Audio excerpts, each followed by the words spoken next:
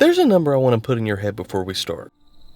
29. That's the metric score of the game we're talking about today. And to give you a sense of how bad a 29 is, it sits below games that have become legendary punchlines. Below the Lord of Rings Gollum. Below Postal 4. We're talking bottom of the decade territory. One outlet pointed out the only game in the last 10 years that reviewed meaningfully worse was some forgotten 2017 motorcycle game that nobody remembers. The game with the 29 metric score is called Code Violet, and it came out as a PlayStation 5 exclusive at the very start of this year, and almost 6 months later, nothing has managed to score lower. It is, as of right now, the lowest rated game of 2026. So let's talk about how you even get a 29. First, what is this supposed to be? On paper, the pitch is great. It's a survival horror game. You wake up in a creepy facility, dinosaurs are loose, and you have to escape. If your brain went, oh, that's Dino Crisis, good, because that's exactly what it's chasing. Dino Crisis is the beloved old PlayStation era horror series that fans have been begging Capcom to revive for like 20 years. So a brand new dinosaur horror game showing up as a PlayStation 5 exclusive, people were cautiously into it. The vibe was, if Capcom won't give us it, maybe these guys will. And those guys were Team Kill Media, a small team, and the thing about this game that makes it more of a tragedy than a comedy is that you can tell that they actually cared. This wasn't a lazy cash grab, it was a small group reaching for something way bigger than they could hold. And keep that in mind, because it matters by the end. Let's start where every single reviewer started. The main character, Violet. They put real, genuine effort into her character model. She looks fantastic. There are multiple unlockable outfits, a whole wardrobe system. The detail is there. The problem is the effort sort of stopped at the model. The game around her is held together with tape. And the cruelest part, reviewers notice the camera is so obsessed with Violet that during normal gameplay it sinks down behind her and her back fills the whole screen. So you literally can't see where you are going. You got a gorgeously detailed character who is also physically blocking you from playing the game. There's a metaphor in there, and I'm not even going to reach for it. And look, the attractive female lead thing is having a real moment right now, thanks to Stellar Blade, which was genuinely a good game. Code Violet clearly looked at that success and went, we'll have some of that, without clocking that Stellar Blade also played great. You can't just copy the poster and skip the movie. Okay, character's a wash, but it's survival horror. Surely the dinosaurs are terrifying. They're not. And this is my favorite part. The dinosaurs looked incredible when they're standing still. Beautiful scales, sharp claws. Then they move and they turn into what one reviewer described as a static 3D mock-up gliding around the room. They don't move like animals. They move like someone's sliding a toy across the table. It gets better. The dinosaurs have no physical weight. They'll walk straight through your body while they're attacking you.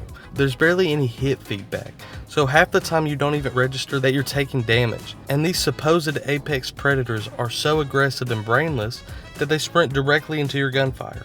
Multiple reviewers independently said the same thing. The dinosaurs basically kill themselves. You do not hunt them. You point the gun in their general direction and let nature take its course. One reviewer had the best survival strategy I've ever heard because the sound design is so broken that you can't hear the dinosaurs coming. He just started firing his pistol into an empty room before walking in, like knocking, but with bullets. Then there's the weapons. There's a weapon upgrade system, normal enough, except one reviewer actually tested it at the lowest damage level, and the shotgun kills a raptor in 3 shots. Fully upgraded, maximum damage, the shotgun kills a raptor in 3 shots. The upgrade system does nothing. It's a menu that purely exists to make you feel like the progress is happening. It's the closed door button in an elevator. And there's weapon skins too. But if you sling your gun onto Violet's back, the skin just vanishes. The game can't track its own cosmetics. And the technical layer underneath all this, black bars letterboxing the screen the whole entire time. And you can't even turn it off. Almost no autosaves, so dying means redoing big stretches. And my single favorite bug report from the reviews, one guy just died to nothing. No enemies nearby, no status effect. Violet simply fell over and died. The game decided his time was up. Now, I want to actually be fair for a minute, because it's easy just kicking this thing for 8 straight minutes. You can tell nobody was being cynical here. A cynical studio doesn't bother sculpting the character model or writing a whole bonkers storyline about a time-traveling corporation kidnapping women across different timelines to save humanity. That's a real swing for the fences idea. The voice acting takes itself completely seriously even as the game falls apart around it, which honestly makes part of it unintentionally hilarious. One reviewer compared it to dropping a deadly serious dramatic performance into a campy old TV show. Tonally, it's all over the place. The problem was never that nobody tried. It's that the ambition wildly outran what a small team could actually build. And then somehow this thing got launched as a PlayStation exclusive, which is the part I keep getting stuck on. The second you put a PS5 exclusive on a box, you set an expectation.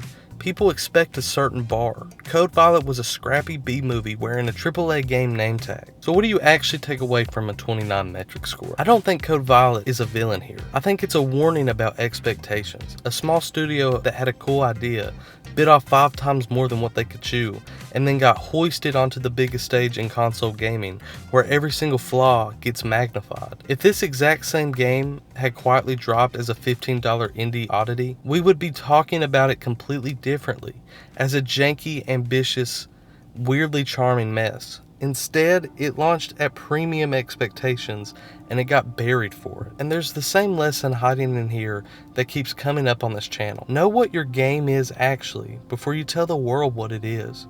Code Violet wanted to be Dino Crisis, wanted to be Stellar Blade, wanted to be a prestige horror exclusive all at once. It just forgot one job underneath all that: be a game that's fun to play. But hey, the dinosaurs really do look incredible, as long as they're standing perfectly still.